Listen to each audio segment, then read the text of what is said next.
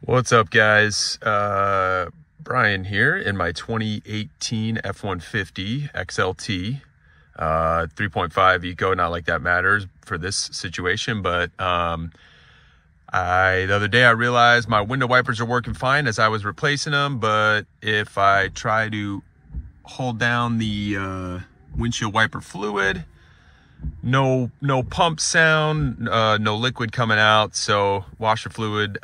So I read online that the fuse, it's not a fuse situation, because if your wipers are working, then the washer fluid pump and the wipers are on the same fuse, so that's not the problem. So we got to go behind the wheel well again, just like we replaced the headlights, and we got to replace the pump. So let's go do it.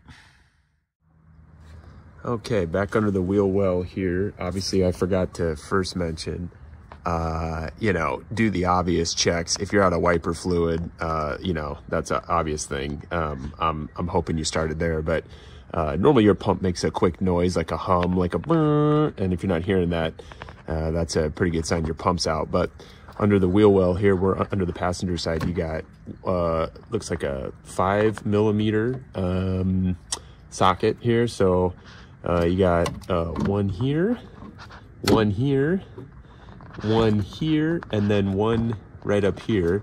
And then I'm missing this, but this is normally was a little screw to hold the wheel liner in. I'm missing this because I probably forgot to put it back in last time I took this apart for the headlights, but that's how it goes. Anyway, take those off.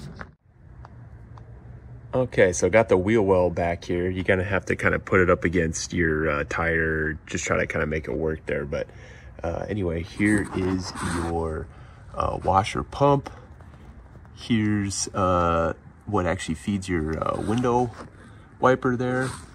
This is your pump, comes down. You're gonna pull this out. This has a little grommet here. I would get a bucket ready because obviously you can see I filled up my washer fluid first, like a fool, before I decided to realize that the pump was bad. So get a bucket out because you're gonna get all this stuff coming in. Also, you can unplug it right here to remove it.